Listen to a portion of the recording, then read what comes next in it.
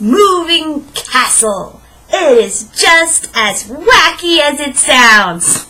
It follows the exploits of Sophie. And it's very interesting the way this book opens up. Okay, so I think the strength of this book is its world building. It's not like Harry Potter, epic world building, but it's just this little quirky kind of place that you're in, and it starts off kind of telling you about how in this place there are these different ideas about things. For instance, Sophie is the oldest of 3 girls, and apparently in this world, if you're the oldest, then you are the least lucky. You're not going to make anything of yourself. So that's kind of something that haunts Sophie throughout this entire book is, oh, I'm the oldest, so I'm never going to make anything of myself. Which is, something that is completely different from what we think about.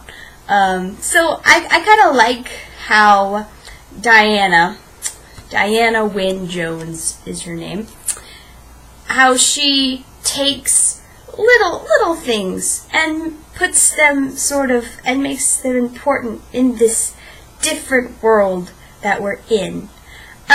So anyway, Howl's Moving Castle follows Sophie. She is the oldest of 3 girls, and she ends up making this witch mad.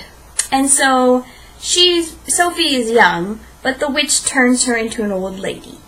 And so Sophie is kind of like, well, what the heck ever, I'm an old lady now, I can do whatever I want, so I'm going to go somewhere else. And so she goes and she finds Howl's Moving Castle. Now Howl is this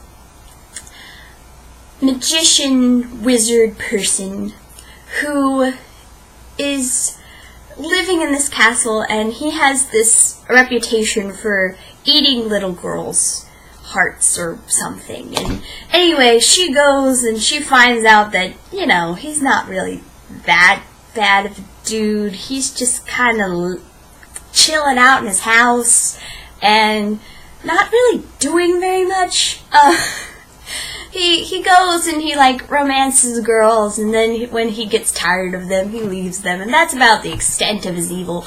And so she decides she's going to become the maid for Howl, and so she cleans up his house and just kind of ends up staying there, and with his apprentice, Michael, who also just kind of ended up staying there, and his fire demon, those weird things. Yes, there's a fire demon. The fire demon is living in the fireplace, and his name is Calcifer. I'm just going to pronounce it that way. And Calcifer is bound to Howl somehow, and one of the first things that happens inside the house is Calcifer says to Sophie, hey, Sophie, figure out how Howl and I can be split apart because I don't want to do this anymore. And she's like, well, I need to know more information. And he's like, I can't tell you that because that's part of our contract. So the entire book is partly, you think that it's going to be about trying to break Sophie's curse, alright? That's one thing you think it's going to be about, but it's not. And then you think, okay, maybe it's about her trying to break Calcifer's little thing with Howl. It's not about that at all. I can't really tell you what it's about. Because there's just all these little, side quests that they go on. The book itself is almost just Diana was just kind of writing whatever she wanted. And it just kept going and going and going and going. And then all of a sudden she was like, oh wait, I've got to make everything make sense. And so she wrote the last 2 chapters. And they sort of make things make sense, but they're really, really rushed and frantic almost. All of a sudden everything happens and it's like, oh, okay. And it doesn't even quite make sense. And it's just weird book, man, and I think that's why I like it. I've never read a book that is so very unfocused, yet has a lot of just interesting stuff in it. I really think it's the world that draws me into the book. It's just a really kind of wacky place, and the characters are sort of interesting. I like Sophie as a person because she is just, I enjoy that she's an old lady now, so she just kind of does whatever the heck she wants, and she enjoys doing whatever the heck she wants. That makes me happy. Howl as a character, however, is just kind of confusing.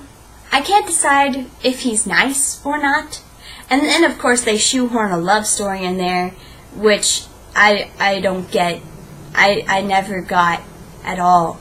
They were not in love. Why? And then, also, he happens to come from our world, like the human world, which I also think is kind of shoved in there. I'm like, why did that need to happen exactly?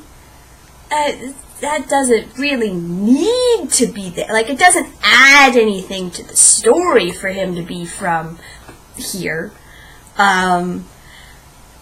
It really is just kind of a stream of consciousness sort of thing. And that's kind of, again, that's kind of what I find so fascinating, is it's just kind of whatever she wanted to do, and it didn't really need to make sense to her or to anyone else. I don't know if it makes sense to her, but it's just kind of a stream of consciousness sort of thing that's good and interesting to read, but it's not great, I guess. I put this one I put this one pretty low, below House of Mirth and everything, and I liked it.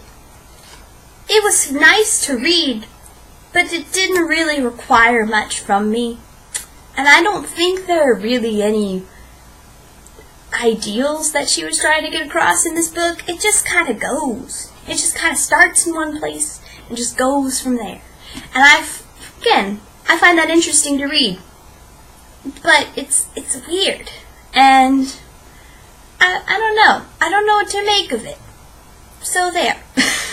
She wrote a couple more of them, and I just have no interest in reading them. Like, I can't even say that it has a great ending that I'm just like, oh, I can't mess up that ending by reading more. It's not even that. It's just like, this was a nice trip into something different. It was a nice little experiment, but I think one book of it is good. That's all we need.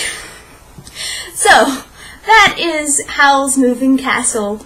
Read it if you would like to try something different. And if you're bored with reading, and you're like, oh, all the books are the same, this one will take you different places. It just may be places that you might be confused about. Alrighty, so, moving on.